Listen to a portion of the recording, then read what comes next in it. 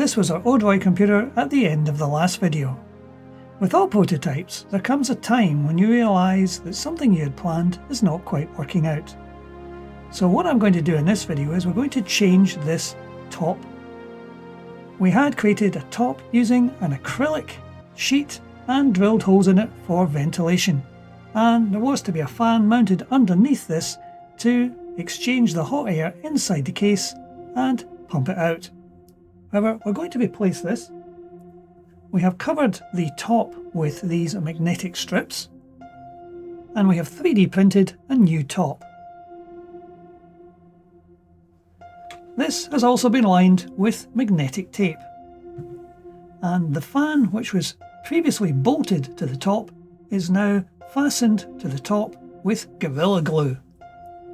Now we'll see in the long term how long this actually holds up and whether we have to go for a more permanent solution for fixing the fan to the lid of the case. However, the magnetic strips do form a very solid and good connection to the top of the case, which allows the top of the case to remain quite substantially attached to the case itself.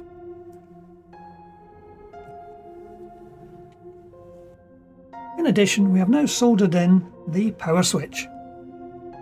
This allows these two small connectors to be connected to two pins, pins 19 and pins 17.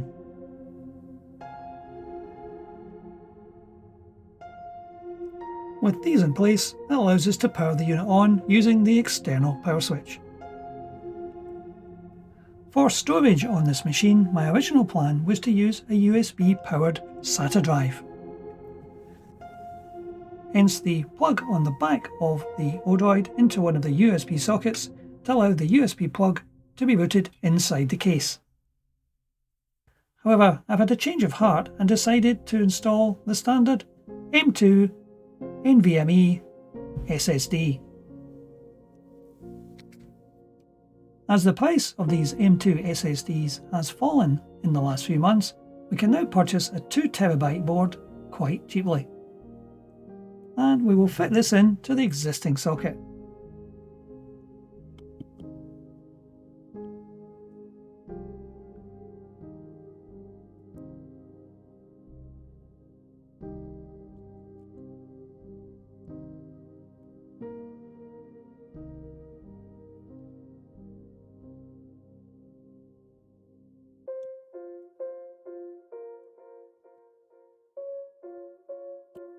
Now all we need to do is to connect our fan to the motherboard.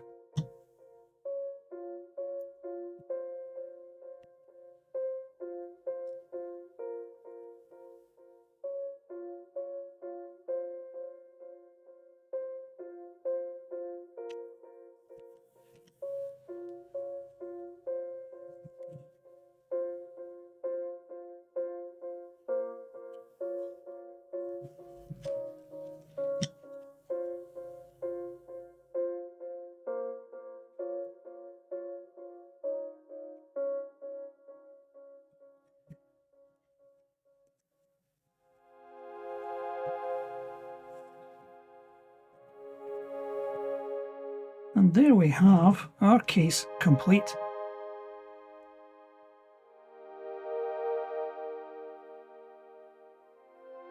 Now, as you've probably noticed, there are no indicators of power or disk activity on the front of the unit.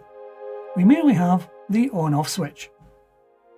The idea behind this is this particular box is going to be a media box.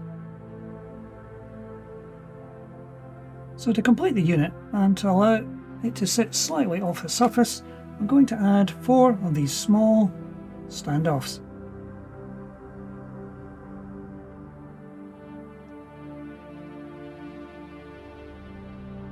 So each of the 4 of these feet are now clear of the corner cubes to allow the case to be dismantled should it need to be in the future.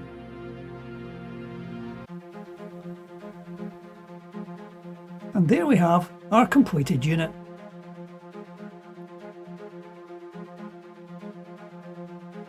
I'll put links in the GSF software website to where you can download the files for these 3D printed panels. The one for the back, the one for the front, and the one for the top of the case. However, that's it for today. Thank you for watching.